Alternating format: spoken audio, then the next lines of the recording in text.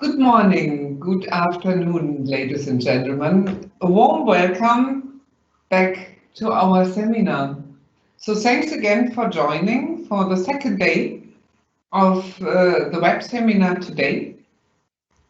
And for all of you who haven't joined yesterday, my name is Anne Drewer. I'm the Global End-Use Manager of Home Care and Industrial Solution in BYK, and I'm located in Germany. Today we will have, with the support of our American colleagues, the presentation out of the beautiful Louisville, and that's my counterparts in the NAFTA market. So Shannon Morrison will give you the presentation today about the world of flow. So Dr. Shannon Morrison came to BYK several years ago with the acquisition of Southern Clays. He has over 10 years experience in consumer care applications with an emphasis on rheology in these systems. He is a product expert in Americas for our Lapinite line of our synthetic clay materials. And of course, he is working with me already 7 years, Shannon, right? Together with his team, and so you can look forward to an interesting world of flow and rheology additives. So please, Shannon, take over. Hey, thank you, Anna. Thank you. It doesn't seem like it's been that long, does it? So as Anna said, my name is Shannon Morrison. Today I'd like to talk about the world of flow, or rheology, and how we can use products to influence and control the rheology of our formulations.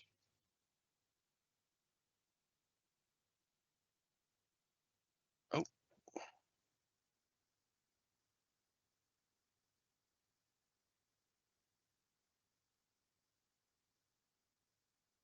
So what is rheology? Rheology is a study of the deformation and the flow of soft matter. And these are items that we encounter every day. Some we see, some we don't. But common examples are toothpaste, ketchup, even mayonnaise. I mean, how do you describe the flow behavior of mayonnaise? It's thick at rest, but it flows easily with a knife. So before we get into a little more detail on that, I'd like to start an experiment. And here we're looking at our Lapinite clay particles. On the left, we're putting the Lapinite into tap water, which means it contains some electrolytes.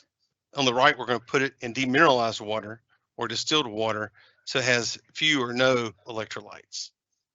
Now you notice we're adding this at a fairly slow rate. So we try to get one layer of clay on the water so it wets out before the next layer appears, to try to minimize fish eyes or other clumps, because we're just using a stir bar. So this is to show you that you can use low shear to incorporate these products. And this is a good illustration of how clay works in water. We have a whole lot of natural clays, but the reason we're using the Lapinite to illustrate this experiment is because the Lapinite particle is so small that once it's fully exfoliated and dispersed in water, it's smaller than the wavelength of visible light. And so it's possible to make a clear viscous solution or even a clear gel. So we're going to let these two run. I'm going to talk about rheology and some of our products, and we'll come back to this experiment in a little bit. So how do we choose the right rheology additive? Now I'm going to go through some concepts and kind of break down for you how we look at rheology in your application to decide what's the best first choice. And so we'll go over some of these today, maybe not in the depth they deserve, but at least so you understand the concepts. So first, what is the rheology effect that you need in your system? Is it viscosity? And is that viscosity based upon Newtonian flow or pseudoplastic flow or thixotropic flow? We'll also talk about some other rheology properties based on yield stress. What shear range are you working in? Is it going to be a low shear, a medium shear, or high shear? Do you need to consider more than one product to achieve the rheological profile you're looking for? How does it need to be incorporated in your system? What kind of shear is available? Not just what kind of shear do you have in the lab, but what's available in production? Because we want to make sure that you can incorporate it properly when you go to production. Does it need to be post-added?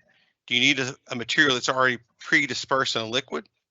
Or can you take out part of your medium and pre-mix a product in that? So that really influences choices.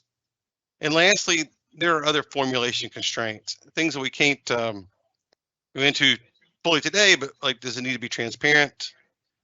Compatibility, is there an issue with harsh conditions such as extreme pH or bleach even, or do you have a lot of salt in your system or a lot of cationic or anionic surfactants?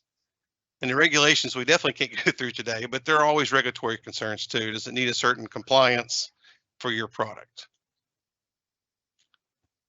But first things first. Now in America, this is a yield sign. This is used on the road to indicate you should slow down. You don't have to come to complete stop, but slow down before you decide which way you're going to go. So before we talk about everything else, the first thing we talk about is what medium are you working in?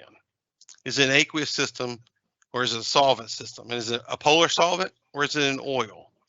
Or is it somewhere in between? Because we have products designed to work in each of these extremes and in medium polarities. And by making this decision first, we can cut out half the portfolio right off the bat, right? So this is really the first question. So for example, when we look at our classes of products for solvent-borne systems, we have some that come as solids or as powders. So the Claytone product line are organoclays. And so it's a natural clay which incorporates a surfactant to make it soluble in either an oil or a polar system. The garamite is also an organoclay, but it combines two different clay morphologies. And this allows for an easier incorporation, but it also gives a different rheological profile than the traditional organoclay. And so if your needs are more yield stress oriented, the garamite's maybe a better option. We also have a line of products that are synthetic organic products under the Reabix family. And the Reabix family encompasses several technologies. But one of those is a castor oil derivative that comes as a powder and works in solvent and in non-polar systems. We also have some Reabix based on polyureas and polyamides that are pre-dispersed in solvents that are appropriate for the medium you're trying to work in. So since most HI applications are aqueous based, then for the rest of this talk, we'll pretty much focus on the aqueous products. But again, you can see that cuts out half of our choices right off the bat. Off the gel is a natural clay line of products, and we'll discuss one or two in a minute. And then we have a synthetic version of that called Lapinite. In addition to those, we have a Reabix family that contains 4 or 5 different technologies. All of these products come pre-dispersed. Some are in co-solvents and some are in water and different concentrations. And we'll highlight some of those in a little bit. We also offer one Lapinite product pre-dispersed in water at 25%. Although the inhibitor we use to achieve that concentration doesn't really work in every formulation. So it's not maybe our first choice, but it is a possibility for being able to dose a large amount of Lapinite to a system. So when we talk about rheology, I think the easiest concept is viscosity. And the easiest part of that is Newtonian flow. And that is a material that has the same viscosity regardless of how fast you stir it. So common examples are water and honey. And since viscosity is actually a ratio of the shear stress and the shear rate, it's maybe helpful to talk about that for a minute. But what we normally do is when you measure viscosity, you induce a certain shear rate. and you measure how much stress it takes to achieve that shear rate. And so if that relationship is linear, then you have Newtonian flow. And so we plot basically the shear stress over shear rate versus the shear rate. But what's more interesting maybe is this example here in the video. This is cornstarch and water. And you can see we slap it with a hammer. And it has a lot of resistance, almost an elastic type resistance. But notice when we apply very little pressure that it flows easily. This is what's called a shear thickening fluid. I think it is very interesting because it's not very common. What is more common though is the opposite effect, which is known as shear thinning. And that's a material that's thick at rest, then as you apply pressure, it flows easier. For example, the aforementioned mayonnaise or even ketchup. But there's a little bit more complexity to shear thinning than just how it performs when we apply shear. There's also the question of what happens when we remove that shear. And so material can behave two ways. It can have pseudoplastic flow, which is based upon polymer systems that stretch out and pop back. It's more of an elastic type flow. And we can also have what's known as thixotropic flow. Thixotropic systems have interconnections. They have weak bonds that are broken when shear is applied. And then when the shear is removed, it takes some time for those bonds to reform. So this hysteresis, this gap in recovery, is dependent upon the concentration of the product, the additive in the system, the size of the product. It even depends on how much shear you apply, right? The more you shear it, the more bonds you'll break. So the longer it'll take to recover. It is possible to get some in-between products and polymers to have some cross connections, but you don't get as much thixotropy from those systems because there's not as many connections. Now, there are other rheological concepts we will not go into today, but we'll make a correlation here that materials that have thixotropic flow also give yield stress. And yield stress is a resistance to flow at low shear rate. Like a material has a point at which it actually breaks and begins to flow. Very difficult to actually see in a flow curve like this. It's better to look at shear stress versus shear rate. Again, very difficult to actually see in practice. That's why there's other concepts that better capture that. But the main point here is that thixotropic materials can give yield stress, and that is other properties we may be interested in. For example, here, we're going to use the Reabix 7420ES to give some yield stress to this laundry detergent, which has some spheres inside of it.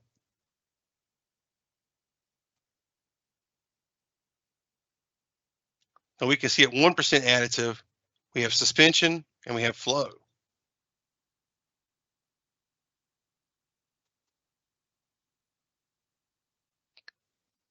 But at 1.5% of the additive, it's so viscous that it's gelled. So this is another point I'd like to highlight, is that it's possible to achieve yield stress effects such as particle suspension without having viscosity. In fact, we could probably optimize this system at a lower level of Reabix 7420ES, still get suspension, but have even less visible viscosity. As Brent mentioned yesterday, we like to recommend ladder studies, and that's what we do here. We've kind of pegged a high point and a medium point, and we would probably look at reducing that concentration of additive to get just the effect we need.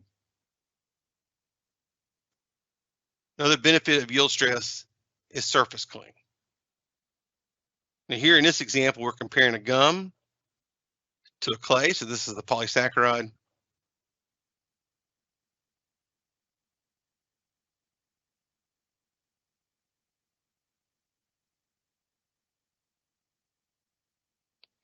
And this is our Lapinite product line.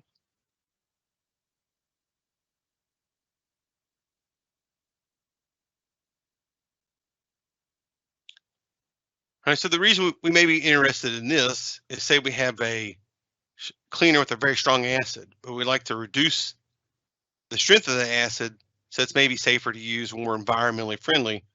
We would need longer surface residence to achieve the same effect, right? So we could use a product that gives surface cling that allows us to put a thicker layer on the surface and allows it to sit longer without running off, so we can get the same effect with maybe a weaker active agent. One other aspect of this, or kind of to recap, is that these types of products, the shear thinning, thixotropic products, give good pourability because of their behavior, but they also tend to give good sprayability because they are based on smaller particles with lots of interactions. When you spray them, they tend to atomize. So it's not really a rheological property, but it's a secondary benefit that when you have no polymer in the system, you get a very fine spray and covers a broader surface area.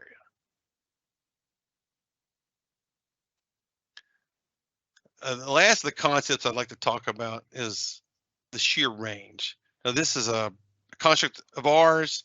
So if you talk to us, we think in these terms. There's no hard and fast rule as to where they occur, but the low shear region is 1 reciprocal second or less. So that's a film 1 millimeter thick, moving 1 millimeter sideways in 1 second or less. So it's a very little movement, almost no movement visibly. And these shears occur as you see here on the chart when the sample's in storage, or when you have settling effects or maybe sagging effects. And so this is where the thixotropic products usually are targeted to low shear. They bleed over into some medium shear in terms of viscosity. The medium shear range is what I consider the package viscosity. When your customer picks up your product off the shelf and they twist it or they shake it or they look at it, or maybe they just pour it out, that's kind of a medium shear event, and that's up to about 100 reciprocal seconds. But then high shear is production speeds and application speeds. So when you start rolling stuff out or brushing it out or spraying it out, whether it's by hand or by machine, you start getting in shear rates that exceed 10,000 reciprocal seconds sometimes. So the important thing here is that we make products specific to each of these ranges. And so it's not always common to look at each of these ranges, but it's worth keeping in mind that maybe you need 2 different products to achieve the exact performance. I mean, it's very common for customers to say, we want this viscosity, and it's about a medium shear, and that's their target. But I don't know that all customers have considered all these other effects. And we don't need to measure every range, but we need to make sure we're looking at the place that gives you the performance that you need in your application. So I'd like to take a few minutes to talk about some of our additives and some of our general recommendations. So we'll start with the natural clay additives. This is our reactor. And we were making some in Hawaii about a year ago, but it takes a long time for it to cool and settle. And then at some point we come along and we dig it up. And so we do a lot of mining at different locations around the world. And from the mine, you get something that looks like a rock. And the clay itself has other impurities with it, whether it's other clays that are not soluble in water, or it's quartz, or it's just dirt. And so the clay has to be refined and purified and put in a form that's usable for the customer. And that's usually ground to a certain particle size, so it's easier to handle. Sometimes the clay is even treated with some other chemicals to make it easier to disperse. Here are electron micrographs of our natural clay products versus our synthetic clay products, right? So on the left, we have the Optigel line. That is a platelet of Rheolite clay. As you can see, it's one, maybe 2 microns in diameter. It's only 1 nanometer thick. On the right, we have the Lapinite. Now, the Lapinite is also 1 nanometer thick, but it's only 25 nanometers in diameter. And so you can barely see it, but on the edges of those circles, you see some little black lines. And that's where we're looking down the length of the platelet, because that's just enough depth to get a transmission electron micrograph reading. So those little black lines are Lapinite platelets. Now, what this means in practice is that both clay systems build the same types of networks, but the Lapinite, because it's so small, has a lot more connections and a lot more interactions. And so you'll see if you use both products that the Lapinite builds a gel structure much easier because there's so many more connections. How these products work? Well, in both cases, the product is a platelet that has a negative surface charge. So this example would be Lapinite, relatively smaller platelet, negative surface charge. The sodium ions counterbalance the negative charge on the surface. So when you get to clay, there's already some sodium in between the layers, right? And the sodium has some waters in its shell of hydration. And so that means there's also some water in between the layers. And that's the mechanism by which we can separate the platelets, right? We can introduce more water to the clay, and with time and water, the clay will swell. And we can actually measure this effect with X-ray diffraction. And at some point, there's enough energy, enough water that the platelets exfoliate, and they become discrete particles in solution. And once they're discrete particles in solution, they can form a network. Well, they do form a network. Now, in the case of clay, this network is based upon electrostatics. And so the addition of salt in your system, electrolytes, residuals, cations, for example, from your other raw materials, has an effect on the strength of the network.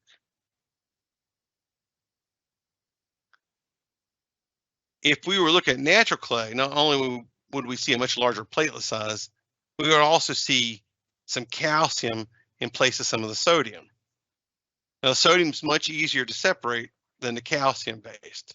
And so some clays that we sell have sodium added to ion exchange out the calcium to make it easier to separate. And sometimes you'll see in recommendations sodium bentonite or sodium montmorillonite. That's because the recommendations, from recipe or from a formulation is for a clay that swells easily and separates easily in water. If something calls for calcium montmorillonite, that's a grade that's not really designed for rheology and is probably going into something like kitty litter, more as an absorbent than as a rheology modifier.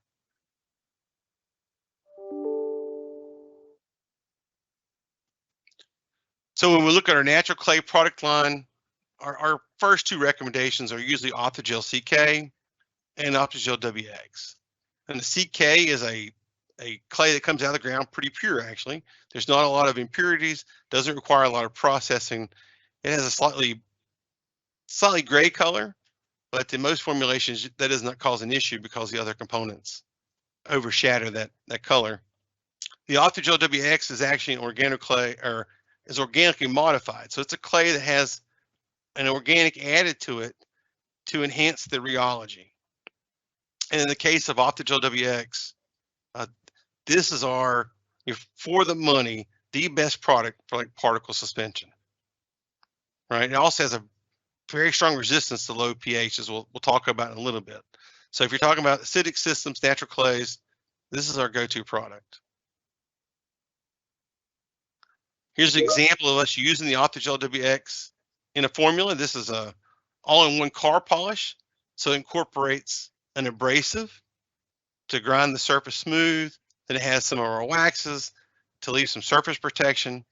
It has the BIC 9890 that Brent mentioned yesterday to help improve the gloss and the slip. But in this case, what we want to focus on today is we're using an abrasive particle, and we have some Disper-BIC 2015 in there that helps stabilize the particles as discrete entities, right? We want to make sure that we have all the particles the same size. They need to be uniform. So when we rub the surface, we don't cause a scratch, right?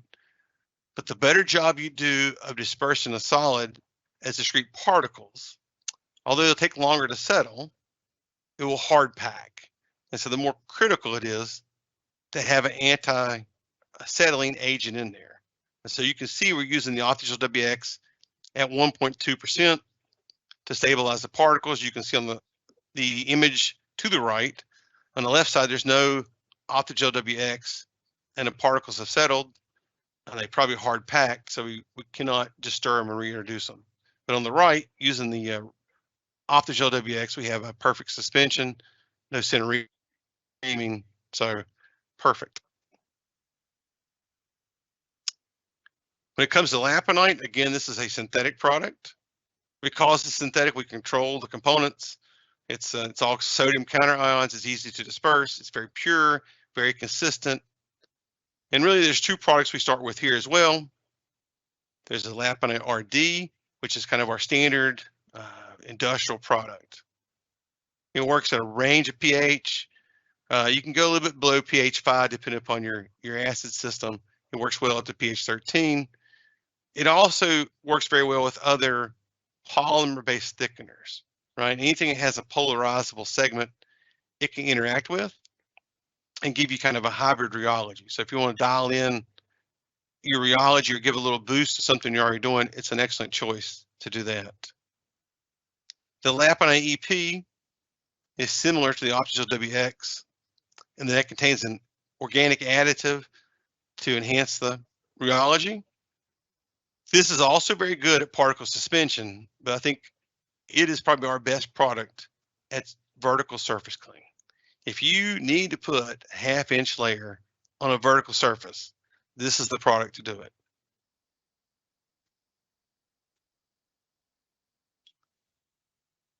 So we'll take a minute and go back to our experiment.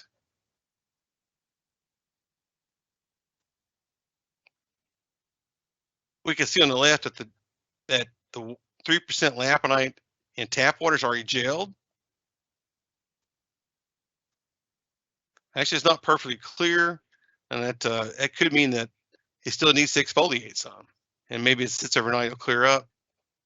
But on the right, the same concentration in demineralized water is still fluid. And this is to illustrate the difference that electrolytes can play in the gel strength of these products. It's also to explain why we recommend that you pre-disperse the clays in demineralized water, especially the Lapinite, so that it's still fluid when you're working with it, right? So when you cut it back and you add other components, it stays fluid and doesn't gel up. I mean, yes, it will shear thin, but if you're pumping it through your plant, you really don't want to have a gel in a line and try to unplug that, right? So good examples. There's a lot more information on this. We have a website built for this. We have a resource center.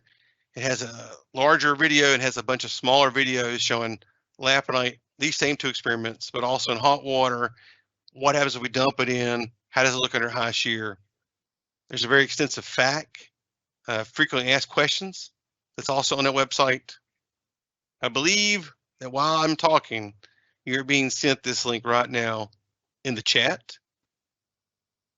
And so if you want to capture this right now, take a moment to copy that link, because once this talk is over, the chat disappears, I believe. We will also send this link to you in a follow-up email after tomorrow's session.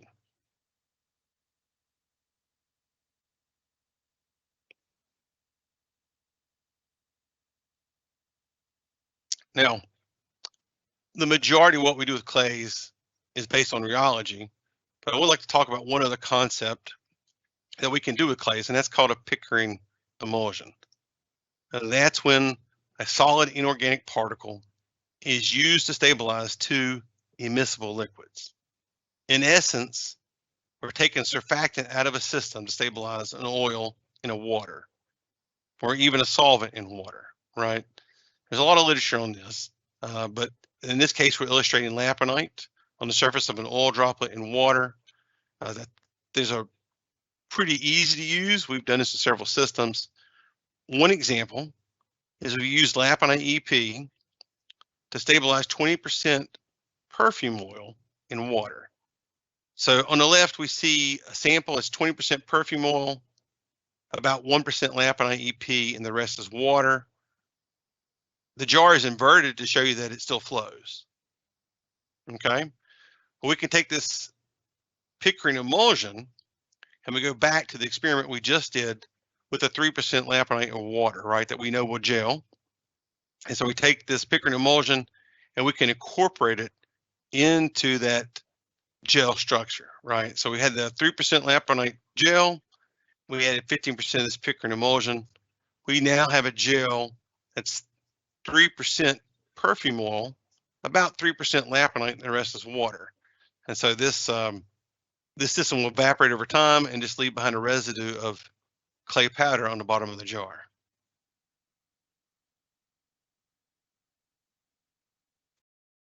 And moving on to our other product lines, the Reabix. These 4 products represent the different chemistries that we have available. There's a lot more behind this, but these are generally our first recommendations depending upon the type of performance you're looking for. Notice that the Reabix 7420 ES we've already mentioned, it works at low shear. It mimics the behavior of the clays, for example, but it comes pre-dispersed, so it can be post-added. It's a little bit easier to work with than some of the clays. I have some examples here. So it's critical for this product, though, that you have enough shear up front to get it dispersed. Basically, the chains are coiled up, and you want to stretch them out as they go into your water system. And if you don't have very good shear, then you get what's on the right.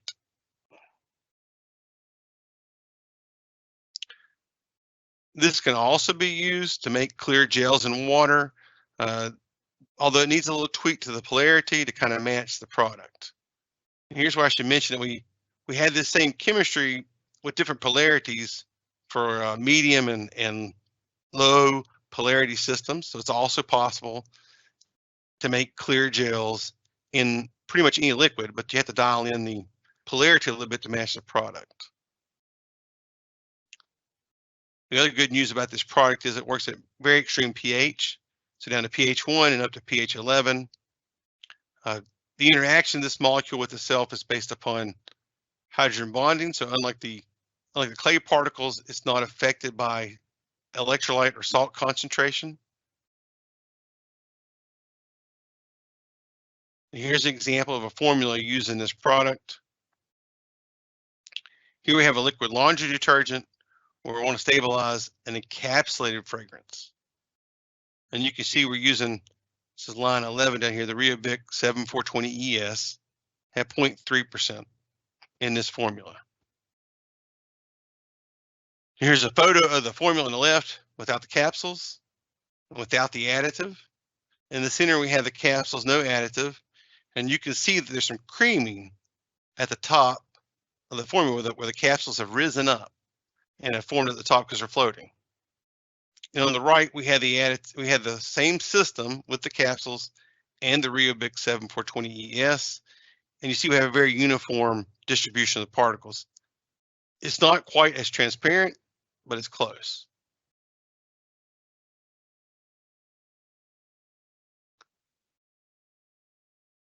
The same type of effect could also be achieved through other mechanisms, say with the Reabix HV80 and Lapinite RD in combination. But I think it really depends upon your system. Our recommendation would be start with a 7420 ES. And as long as there's no issues there, then go with that. We've also tested the Optigel WX and the Reabix 7420 ES in strong acidic conditions, and we find that they can work in formulas down to these pHs.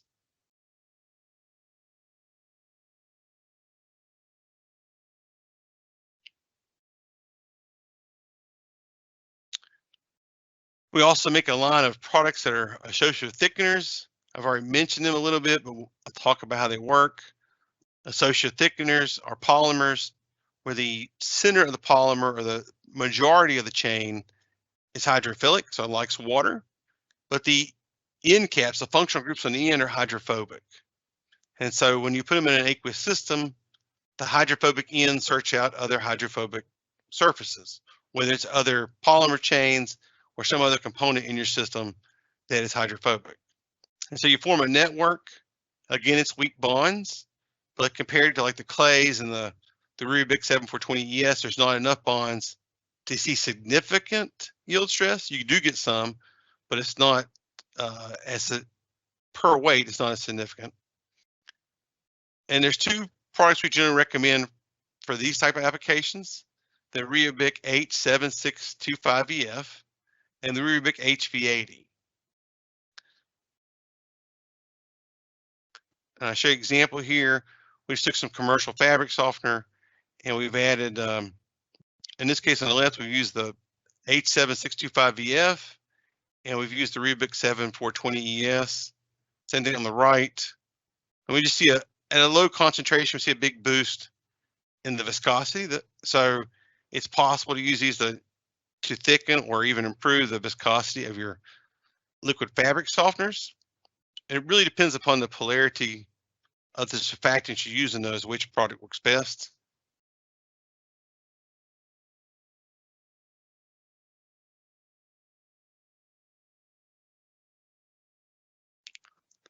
And one other harsh condition we briefly mentioned earlier was bleach cleaner. The Reabix HV80 does work to add viscosity to bleach, and this would be to keep it from splattering when you pour it, for example. Here's a video, so we can add some viscosity to it. It is possible to use clay with bleach at less than 1% concentration of bleach. It's not that the clay is consumed by the bleach. It's that as you increase the concentration of bleach, you have more counter ions, more sodium hydroxide, more potassium hydroxide, and it becomes so much salt that the clay doesn't really function very well.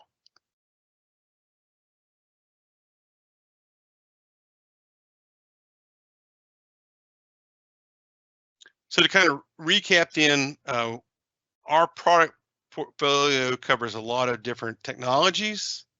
It doesn't include silica or any natural gums or any carbomers, but what we do have covers the entire shear range. It covers whatever solvent or medium you're working with. It covers whatever types of properties you're looking to achieve, whether it's Newtonian flow, pseudoplastic, thixotropic, or even yield stress properties. We have something in the portfolio that works at every range, at every solvent system, and provides each type of property we've discussed.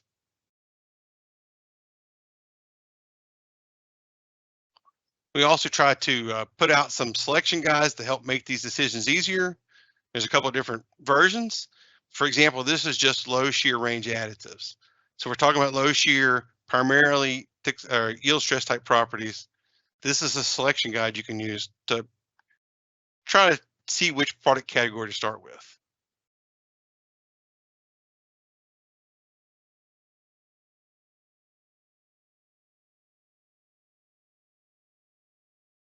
Am I still moving?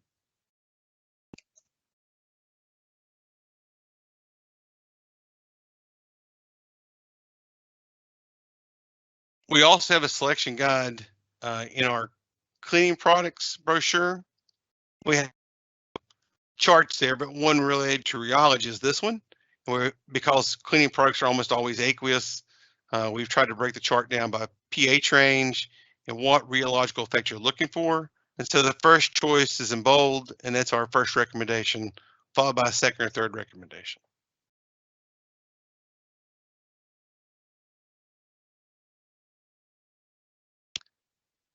I'd like to thank you for your time today.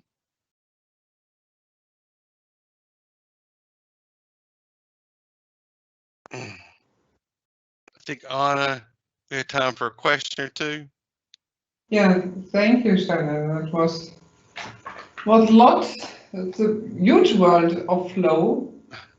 So to say, no, thanks for your comprehensive presentation today. Yeah, we got some questions I like to ask you. You already talked about Pickering emulsion, but are you able to give more detailed information how to use it for preparing water-based perfume oil? Do you have any ideas where you can use it in? So. Sure. The Pickering emulsion system is something we've worked on for a few years, and it seems to have a broad applicability. We've had good success looking at a variety of systems, whether it be solvents or oils. there actually is a decent amount of phase space to play in. You can change the pH, you can add a little salt. It generally works with higher shear. That is the issue. That's why I showed you the Lapinite EP, because it tends to perform better at lower shear. But if we were really going to make something, we would want to use really high shear, even up to an homogenizer, right? But you can control the ratio of the clay to the oil to the water, and that changes the size of the droplets. It changes the polydispersity, or the size distribution of the droplets. And so there's a lot of room kind of tweak in there. We've been successful making like tire shine with this type of recipe, which is in a silicone oil you spray on your tire. The silicone oil, soaked into the rubber of the tire, and the water beads up and runs off. We've done work years ago in Central America with a customer making like outdoor furniture for wooden furniture, right? Same type of application, something that will soak in the wood and give protection. The water beat up and run off.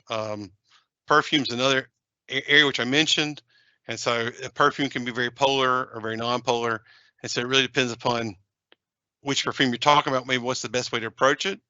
There are some kind of general ways to do it, but the Lapinite EP, I think we use 1%, but you can always ask us, we can give you some starting point recipes for that. Yeah, by the way, you will find the starting point recipes even on our book.com. Good point. Even the one we have seen before. By the way, I had a discussion about the Pickering emulsion used, the parfumable Pickering emulsion used in a tissue for using it in a vacuum cleaner. So that you really put it into the vacuum cleaner, and during cleaning the carpet or so, the surface, you have a pretty nice odor out of it. And as it's all about, it's not how to have a look how clean is the surface. If you have a good smell in the room, everybody has the feeling, hey, it must be clean. And so I've learned that that people are like using it with this idea behind, and our Pickering emulsion worked pretty well with this tissue issue on vacuum cleaner. That's it.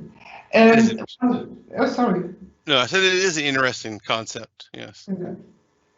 A second question for you, Shannon. What about Reabix 7420 ES? Is it compatible with anionic surfactants?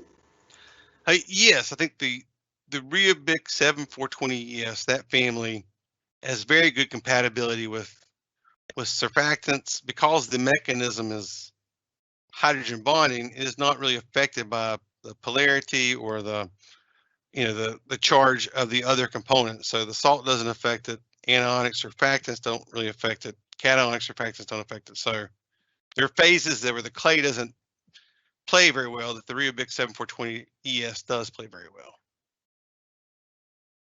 And because we still have but more than one question, the last question for you is which product you will recommend for pretty acidic systems? Well, as I showed on the chart, I think there's two choices. I think the Optigel WX is an excellent choice, and the Reabix 7420 ES is also a good choice. The Lapinite EP may work depending upon the acid and how far down you're going, but it really, at that point, kind of depends on what you hope to achieve in terms of performance. I think, maybe cost is a factor, maybe the incorporation rate is a factor, and so that's where you kind of got to make those other decisions. But I think the Optigel WX gives great performance for the price. I think the Reabix 7420 ES gives really good performance, but it's different than the Optigel WX. Thanks. So that was the question from the audience. That was my easy answer. Yeah, for sure. I think for you it's pretty easy, and so as yesterday. So if you have any further questions, about Rheology. We have a huge product portfolio, and of course, with the different pH values, the different performances you are looking for, we even highly recommend it. Get in touch with us and just get back via the Homecare email address, or directly in contact with Shannon or with our local salespeople in South America, with Aurelio, of course. Yeah, you will find in each country somebody from the BYK family. And if you can't find the right contact person, please get back to us. We for sure make you the connection. Yeah, that's all for today. So again, thanks for joining, and we are really looking forward. Welcome you back tomorrow for the last session of our web seminar. So tomorrow we have bigger time cap, so we will have about 1.5 hours. So please keep in mind that it's more than today or yesterday. So we will talk about the wax additives. So I will talk about surface protection with wax additives tomorrow morning, and I will start with it. And afterwards, our colleague Eddie from our application lab in Wallingford will continue and explain you how to fight the foam in your systems. So I'm pretty sure that you will appreciate the content for tomorrow, and I wish you a wonderful rest of the day, and thanks a lot for your participation, and see you again tomorrow. Bye bye.